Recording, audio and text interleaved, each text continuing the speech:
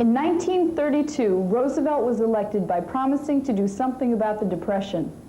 He established the National Recovery Act, the NRA, to deal with the economic woes of the time. Many programs were set up under this act to put America back to work. Harold Lehman is an artist who worked on all of the art projects under the NRA as a mural painter.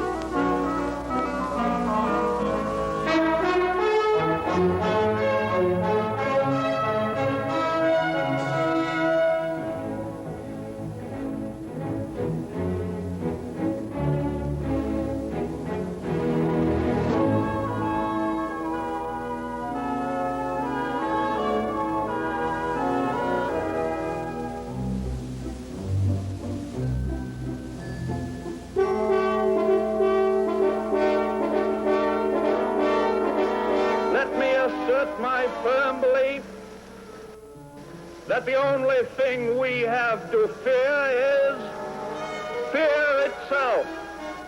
Nameless, unreasoning, unjustified terror.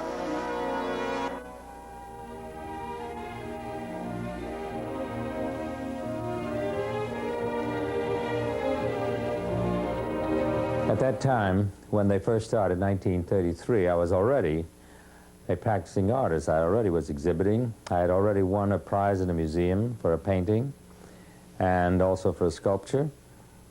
And I was exhibiting in group shows. And as soon as that project was set up, the committee in charge invited certain artists who they knew were professionals to start as a nucleus, to start the projects there. And I was one of those invited. And originally, as I said, worked for the PWA and started with the WPA in Los Angeles, working with a famous muralist from Mexico, Siqueiros, who had come to Los Angeles in 1932 and did some huge frescoes, and I worked with him doing frescoes in 1932, so that I was already pretty well known by the time those projects started. There were certain procedures that artists who worked on the PWAP and the WPA had to go through before being commissioned to work on a building. They gave you an opportunity to do a design for a particular building. You went to the building, you talked to the people in charge of this particular building. If it was a hospital, you talked to the hospital administrator. If it was a library, you talked to the librarian in charge, and so on. And you got a feedback from them as to the sort of thing they were interested in their building. Then you went back and you made some sketches, you did some research, and you made designs for the building. Now, so far, there's no talk of restrictions. You simply were at complete liberty to do what you liked. And it was only after you had already set something down on paper as a preliminary sketch or an idea for the mural that the committee came into play to begin to evaluate what you were doing and whether this would be suitable for the location that they had sent you to. Then it was after that, after you got approval at that stage, that you went back back to your studio and you did a preliminary sketch in full color. And that sketch was a scale sketch, done generally about ½ inch to the foot, and it showed the mural in relation to the architecture of the building and pretty much what you intended to do on the complete wall. Yes, sometimes they did suggest themes, but on the other hand, when I came to do the design for Rikers Island, which was a very large, very complex and ambitious mural, I had complete freedom. Nobody objected to a thing, and I carried it right through to completion without any objections or any restrictions whatsoever. One of the chief requirements of mural painting was that you relate what you did to the character of the building. However, there were exceptions. Originally, another artist was asked to do a design for the same wall, same building. And he was a very well-known artist named Ben Shahn. Shahn did do sketches, full sketches, and they were replete with incidents of the treatment of the criminal in this country. And it created a heck of a fuss. And it was in all the papers, because he was a very well-known artist. But nevertheless, he was not able to do that mural. And I would say that in hindsight, they were probably correct, because no prisoner wants to see other prisoners in chains and on the chain gang and in various modes of torture and punishment in different prisons in the country. The reason they gave me the mural to do is in order to do something that would be less controversial and more in conformity with the nature and character of the building. So, in writing my thesis, I came up with a theme, man's daily bread. And the reason I chose it is because the mural was in the mess hall of the Rikers Island prison. And of course, that's where 800 to 900 prisoners ate 3 times a day.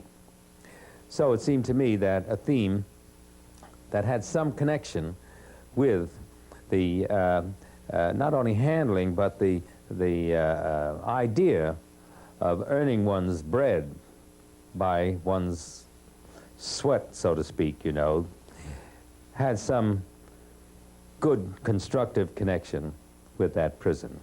And without being an obvious lecture, of course. No one wants to preach to anybody. The wall itself was 70 feet by 20 feet, 70 feet wide by 20 feet high. And when I made the sketch, I made it to scale, a ½ inch to the foot. And you square off such a sketch after it's finished with lines 1 inch square.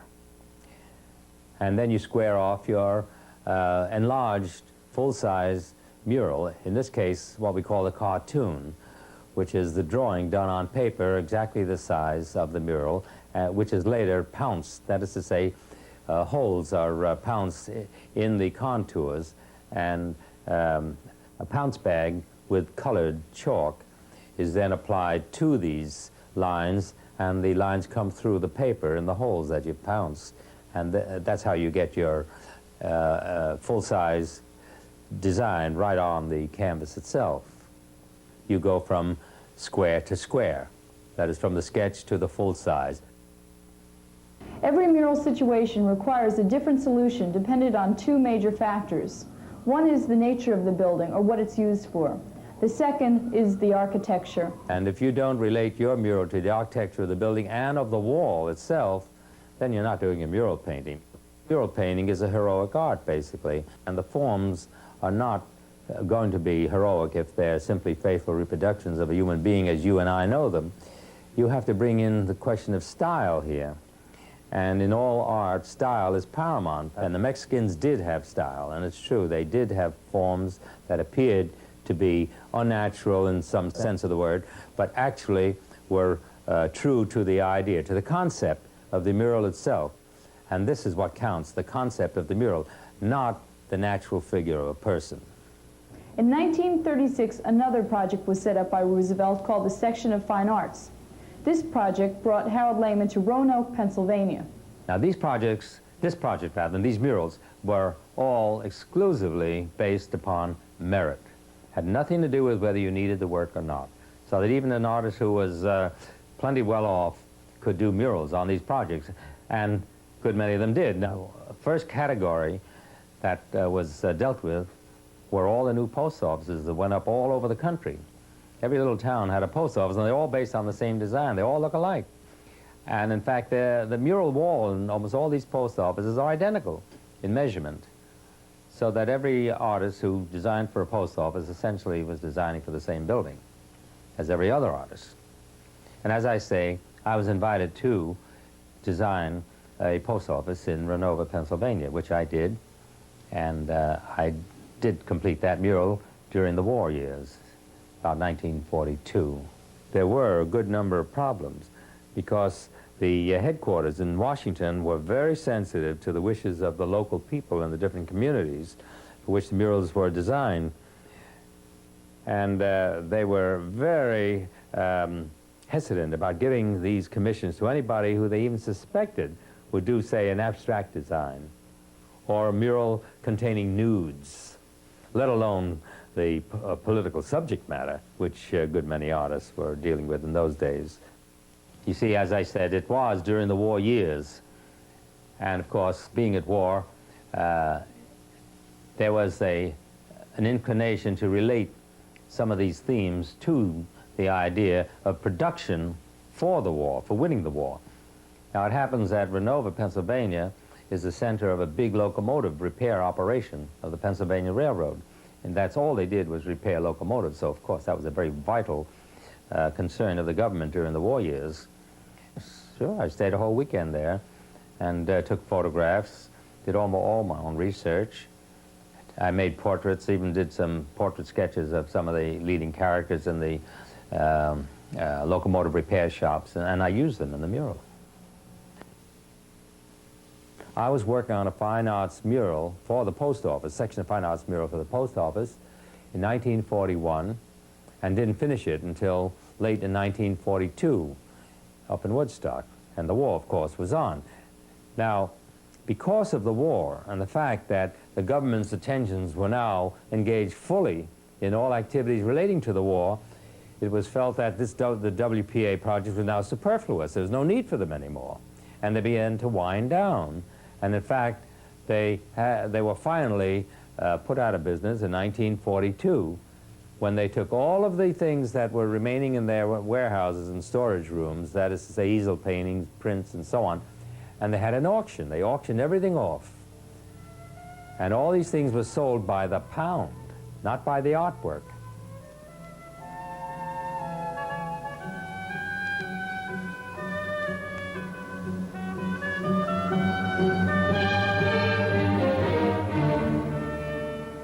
There was no preservation. As a matter of fact, that's one of the most terrible events in American art. So many works that were destroyed, lost sight of, or wantonly vandalized.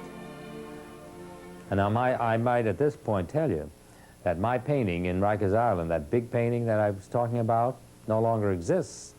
That was destroyed. It was taken off the wall by a warden of Rikers Island in 1962 without a word to anyone. Nobody knew about this. Nobody was told about it. Nobody was given an opportunity to salvage it or do anything about it to save it. The way I found out was quite by accident. I merely wanted to see the state of preservation of my painting. And this was much later, in 1975. I made a trip to Rikers Island. And I found, lo and behold, an empty wall. And this is the only way in which I found that my painting no longer existed. I had to go out there and discover this. Harold Lehman was commissioned to do 2 details from the Rikers Island mural. One of them is exhibited all over the world and is owned by the Smithsonian Institute in Washington, D.C. The other one traveled a much different road. They were both the same size, same quality work. One of them was salvaged. The other one I didn't hear anything about until one day in 1943, I came down to New York and I visited Jack Pollock in his studio. And while we were talking, he mentioned, Harold, he says, I saw a painting of yours down at Canal Street the other day. And I said, what are you talking about? He said, well, you know, they sold off a lot of WPA artworks, and there's a dealer down in Canal Street who bought a lot of them, and one of them was yours, and is there right now. Well, the next day I went down to Canal Street and went through this enormous, cavernous place that looked like a junk shop, but they had paintings and sculpture all over the place, thrown this way and that. And sure enough, in a back room, up high on a wall, was my painting, one that was at the World's Fair. And it had a price tag on it. The man was selling it. I asked him, how much you want for that painting? The man says, I want $100. I said, why $100? He says, well, can't you see? It's by Anton Refugee, who was another mural artist. See, I never signed my work. But someone had put the name of Anton Refugee on the bottom of my painting. And so this man was trying to sell it as a refugee. So I looked at him, I said, no, that's not a refugee. That's mine. I painted that picture. Now, how much do you want for it? Well, I got my own painting back for $25. So that one ended up in a junk shop on Canal Street, and the other one ended up in a museum in Washington. So that gives you an idea of the kind of fate that awaited art in those days. Well, now, what good was the WPA, you might ask? I mean, what came out of it, you know? Well, as far as the arts, the fine arts are concerned, plenty. Abstract expressionism, for one thing. All the leading abstract expressionists were at one time or another members of the WPA. And they did work for the federal art projects, either in mural or in easel painting. Jack Pollock, for example, did no murals, but he did do some easel paintings and some mosaics. Gorky, he did a mural. He did a mural for the Newark airport, and they were all abstractions, but of course they were derived from airplane forms and flight. And these murals, after the war, were lost sight of. Why? Because they were covered with about 10 coats of paint. They were completely destroyed by paint. But in the last few years, they were rediscovered, quite by accident. Someone who was doing maintenance was scraping one of the walls and came across some color. And one thing led to the other, and eventually there was a movement set afoot to rehabilitate this mural and to take off all of the paint that had been applied to the wall. And sure enough, it was done, and Gorky's paintings were retrieved and salvaged. There were many such incidents of insensitivity to this art. James Brooks, another big name in abstract expressionism, he did the huge mural in the rotunda of the Marine Air Terminal at LaGuardia Airport. An interesting thing about his, or not so interesting but disgraceful thing, is that the authorities at this terminal covered his entire mural with a coat of paint.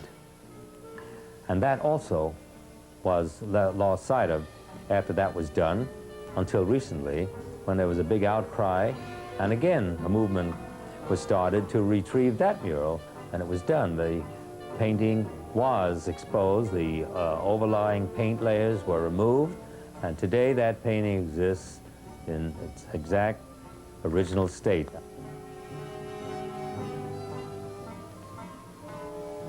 Ben Shahn, his mural was disgracefully vandalized. It was in the Bronx County Post Office. This is not a WPA mural. This was a section of fine arts mural. But it was vandalized, scratched up. Now, that was a true fresco. It's one of the few that was a real fresco done on a public wall. And that was not covered over, but it was scratched up, and they put the furnishings in front of it and treated it like it just didn't exist. And when that was discovered, there was again an outcry, and again you had a group of people come up there and see to it that that mural was restored.